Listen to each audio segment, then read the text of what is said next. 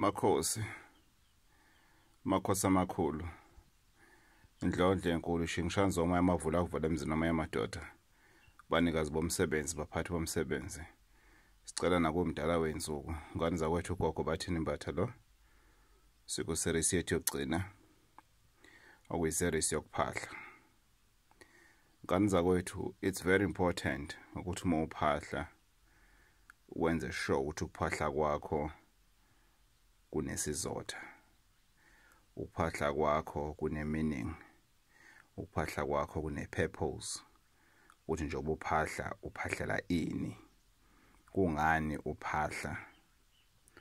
Ngisemakhosini ngani zakwethu kwaShandu komthenga inkomo foza nebathenga amahlahla kawena ungakanani sentendeni esandla uyenela nasothini nomkhonto futhi uyenela wena amantombazana acenyama noma ungenayo.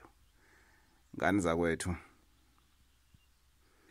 mina ukuphahla it's my daily bread because uma ngizowenza into yabantu abadala ngizoamukela abantu abazongenela ekhaya ngokuzosizwa kufanele lokho ngikuphahlele.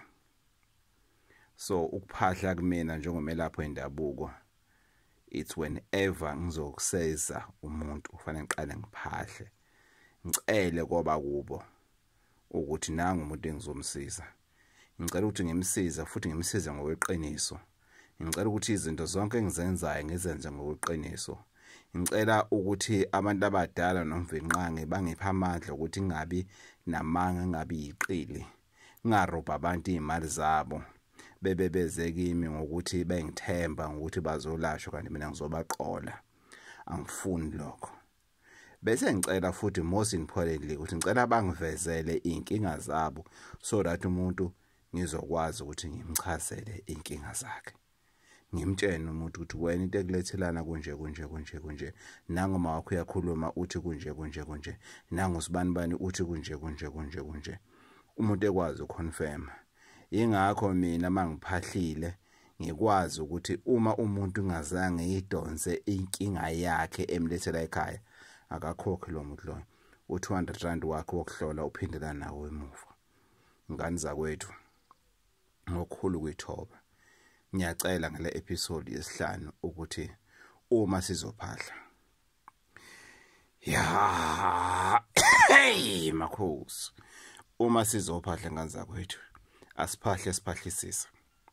Uma uzoshona ngedolo phansi uphahle phahlisisa. Embuzeni solokuqalile omunye umbuzo okukwavela ukuthi mthiya uyalifaka ngiyonani mthiya makuthiwa ngifaka ngisho ikhandlela elimhlophe uma ngiphahla. Ngisazochaza igama ikhandlela elimhlophe. Kumina ikhandlela elimhlophe uma ngalibeka njena ngolimi olulusi, ikhandlela elimhlophe lisifebe lingana noma ikuphi.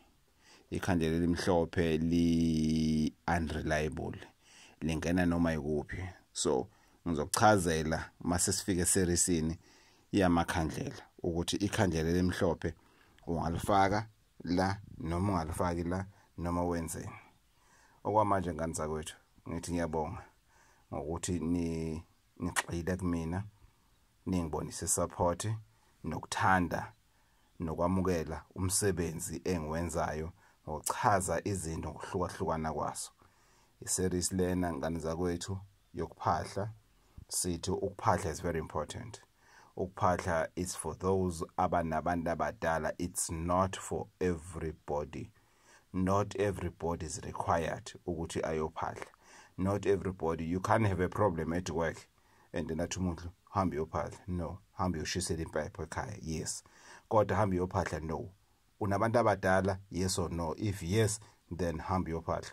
Unabantu abadala? If yes or no, yes nginabantu abadala, hamba uyophahla. If no, hamba uyoshisela impepho esimeni sasekhaya.